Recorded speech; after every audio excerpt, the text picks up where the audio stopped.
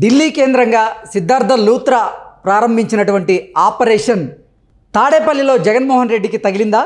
ఆంధ్రప్రదేశ్ రాజకీయాలు శరవేగంగా మారడానికి సిద్ధార్థ లూత్రానే కారణమా అంటే అవుననే సమాధానం ఇస్తున్నారు కొంతమంది రాజకీయ విశ్లేషకులు.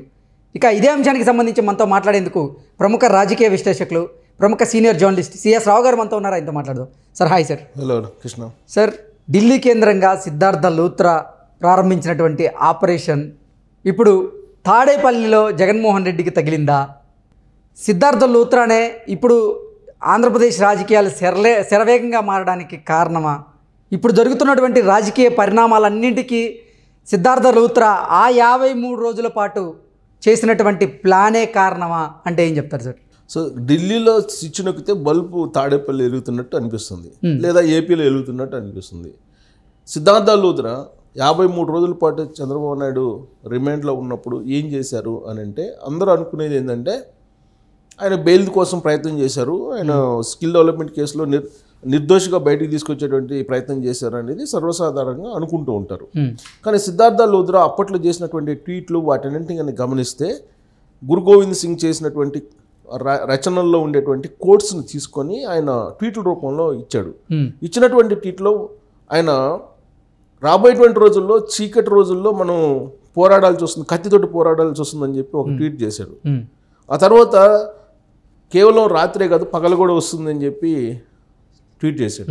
ఇవన్నీ కూడా రాజకీయ కోణం నుంచి ఇప్పుడు కనుక ఆయన చేసినటువంటి ట్వీట్లను తీసుకుంటే ఆయన కేవలం న్యాయవాదిగానే కాకుండా, న్యాయపరమైన అంశాలనే కాకుండా రాబోయేటువంటి రోజుల్లో చంద్రబాబు నాయుడు రాజకీయాల గురించి కూడా అర్థం వచ్చేలా ఆ ట్వీట్లు చేసాడేమో అనిపిస్తుంది.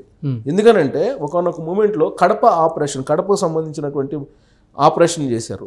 ఏం ఆపరేషన్ అని అంటే వివేకానంద రెడ్డి కేసుకు సంబంధించిన విచారణ మొత్తం ఆయనే చేస్తూ ఉన్నారు. సో వివేకానంద రెడ్డి కేసుకు సంబంధించి, ఆ హత్య కేసుకు సంబంధించి విచారణ చేస్తున్నటువంటి సందర్భంలో అనేకమైనటువంటి అంశాలు ఆయన దృష్టికి వచ్చాయి. అక్కడ జరుగుతున్నటువంటి, కడపలో జరుగుతున్నటువంటి అరాచకాలు, అక్కడ ఉండేటువంటి ఆకృత్యాలు అవన్నీ కూడా గమనించారు విచారణ సందర్భంగా. ఆయన మొత్తం కేసు స్టడీ చేశారు. కేసు స్టడీ చేసినప్పుడు అక్కడ అసలు పోలీసులే సిబిఐ మీద కేసులు పెట్టేటువంటి పరిస్థితికి వచ్చింది. అలాగే కొన్ని వందల మందిని విచారించారు. ఆ వందల మందిని విచారిస్తే కొంతమంది అప్రూవ్డ్గా కూడా మారారు. అప్రూవ్డ్గా మారినటువంటి వాళ్ళని ఏ విధంగా బెదిరిస్తున్నారు అనేది చూశారు ఆయన. అలాగే సిబిఐకి సంబంధించి ఛార్జ్షీట్ ఫైల్ చేసి వివేకానంద మర్డర్ కేసుకు సంబంధించి దోషులు ఎక్స్ అండ్ వై అని చెప్పి అవినాష్ రెడ్డి పేరు చెప్పి, వాళ్ళ నాన్న పేరు చెప్పి, తాడేపల్లి లింకులు కూడా ఆ ఛార్జ్షీట్లో పొందుపరిస్తే ఆ కేసు ఫైనల్గా రాకుండా చేశారని అంటే అసలు ఏం జరుగుతుంది కడప జిల్లాలో, ఆంధ్రప్రదేశ్లో ఏం జరుగుతుంది, ఆంధ్రప్రదేశ్ రాజకీయాలు ఏంటి అనే దాని మీద కూడా సిద్ధార్థ లూత్రా దృష్టి సారించారు అని చెప్పి అప్పట్లో వినిపించినటువంటి టాక్. దాని పర్యవసానమే ఢిల్లీ కేంద్రంగా చేసుకొని లోకేష్, సిద్ధార్థ లూత్రా కలిసి వేసినటువంటి ఒక వ్యూహంలో భాగంగానే ఇప్పుడు జరుగుతున్నటువంటి పరిణామాలన్నీ కనిపిస్తున్నాయి అనేది రాజకీయ వర్గాల్లో చర్చ జరుగుతుంది. ఎందుకనంటే సిద్ధార్థ లూత్రా అతనికి ఢిల్లీలో పరిచయాలు విస్తృతంగా ఉన్నాయి. ఆయన న్యాయవాదిగా సుదీర్ఘమైనటువంటి ప్రయాణం చేశారు. అంతే తరహాలో రాజకీయపరమైనటువంటి పరిచయాలు కూడా ఆయనకు ఉన్నాయి. సో అందుకే ఆంధ్రప్రదేశ్ రాజకీయాలు విభిన్నంగా ఉన్నాయి. ఒక న్యాయస్థానంలో న్యాయ వ్యవస్థే కాదు, మిగిలినటువంటి వ్యవస్థలు కూడా ఏ విధంగా ఉన్నాయి అనేది ఆయన కళ్ళారా చూశారు, అనుభవించారు కూడా.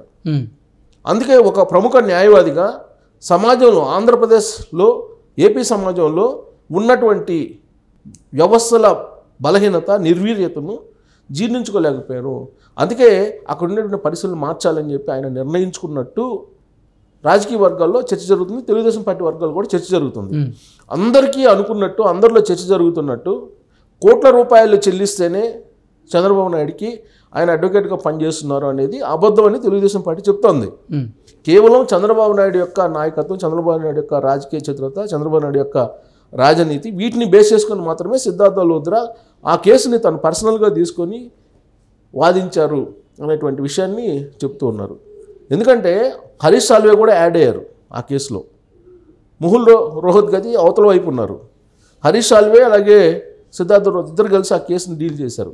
సో బెయిల్ తీసుకొచ్చిన తర్వాత దీని పరిష్కారం అది కాదు, ఆంధ్రప్రదేశ్లో వ్యవస్థలు కాపాడాలి, వ్యవస్థల్ని అనేటువంటి ఒకే ఒక అభిప్రాయానికి వచ్చి సిద్ధార్థ లూత్రా అసలు ఆంధ్రప్రదేశ్లో రాజకీయాల్లో మార్చేయాలి, అదర్వైజ్ వ్యవస్థలు పనిచేయవు అనేటువంటి ఒక ఒపీనియన్కి వచ్చిన తర్వాతనే ఆయన తన పరిచయాలతోటి ఒక పెద్ద వ్యూహాన్ని రచించారు. జగన్మోహన్ రెడ్డికి రాజకీయానికి వ్యతిరేకంగా, జగన్మోహన్ రెడ్డి రాజకీయానికి వ్యతిరేకంగా, జగన్మోహన్ రెడ్డి తీరుకు వ్యతిరేకంగా అనేది ఢిల్లీ వర్గాల్లో నడుస్తున్నటువంటి చర్చ.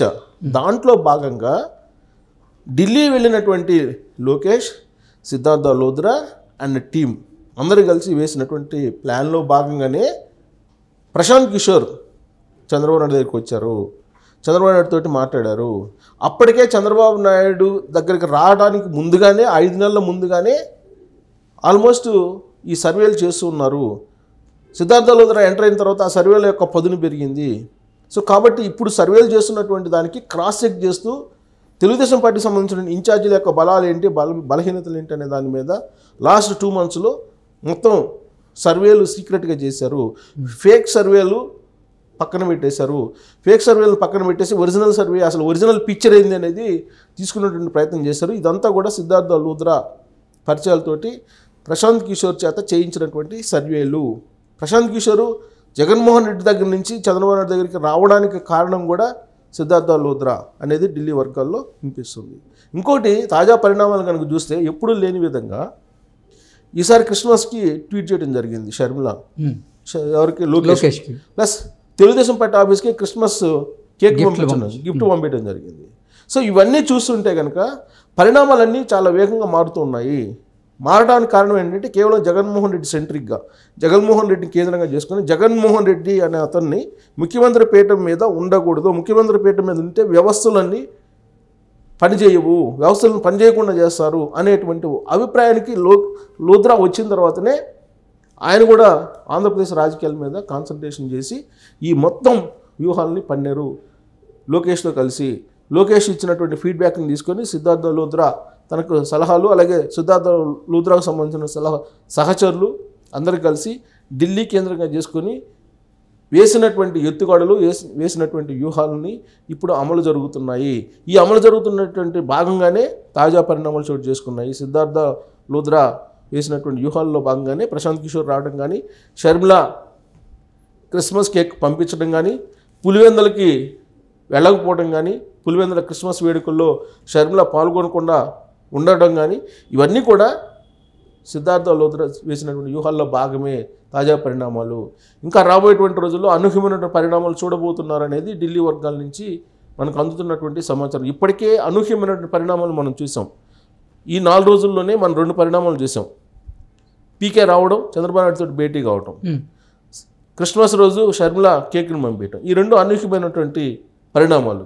సో రాబోయేటువంటి రోజుల్లో ఢిల్లీ నుంచి తాడేపల్లికి ఏం తగలబోతుంది అనేది అనూహ్యమైనటువంటి పరిణామాలు చోటు చేసుకుంటున్నటువంటి క్రమంలో అసలు షర్మిల రూపంలో ఏం రాబోతుంది తాడేపల్లి కోటలోకి, అలాగే సిద్ధార్థ లోద్రా రూపంలో ఏం రాబోతుంది, లేదా డాక్టర్ సునీతారెడ్డి రూపంలో ఏం రాబోతుంది అనేది ఆసక్తికరంగా మారింది. ఇప్పటి వరకు అయితే ఖచ్చితంగా ఒక ఆపరేషన్ అయితే చాలా సీరియస్గా జరుగుతుంది. అనూహ్యమైనటువంటి పరిణామాలు చోటు చేసుకోబోతున్నాయి. ఆపరేషన్ 53 రోజుల ముందే ప్రారంభమైందా సార్? సో 53 రోజుల ముందే ఇక్కడ చూశారు సిద్ధార్థ లోద్రా. ఇక్కడ అంత పెద్ద అడ్వకేట్, సుప్రీంకోర్టులో సీనియర్గా ఉండేటువంటి అడ్వకేటు ఏసీబీ కోర్టు కొట్టారు. విజయవాడ ఏసీబీ కోర్టుకు వచ్చి విచారించారు. అక్కడ తన వాదనలు వినిపించడానికి వచ్చారు అని వచ్చిన తర్వాత అక్కడ ఫేస్ చేసినటువంటి పరిస్థితుల్ని స్వయంగా ఆయన అనుభవించారు. ఆయన అనుభవించిన తర్వాతనే ట్వీట్ చేశారు, కంటి చూపు మేరలో ఎక్కడ కనిపించట్లేదు, యుద్ధానికి సిద్ధం కావాలి, కత్తి తీసుకోవాలి అని చెప్పి, ప్రజాక్షేత్రంలో కత్తి తీసుకోవాలని చెప్పి ఆయన ఒక ట్వీట్ చేశారు. ఇక కత్తి యుద్ధమే అనని, అంటే ఇంకా రాజకీయ యుద్ధమే నీకు అనని. ఆ తర్వాత చీకటి తర్వాత వెలుగు అని చెప్పి చేశారు. ఆ తర్వాత 3-4 ట్వీట్లు చేశారు ఆయన, గురు గోవింద్ సింగ్ చేసినటువంటి రచనల్లో నుంచి తీసుకొని.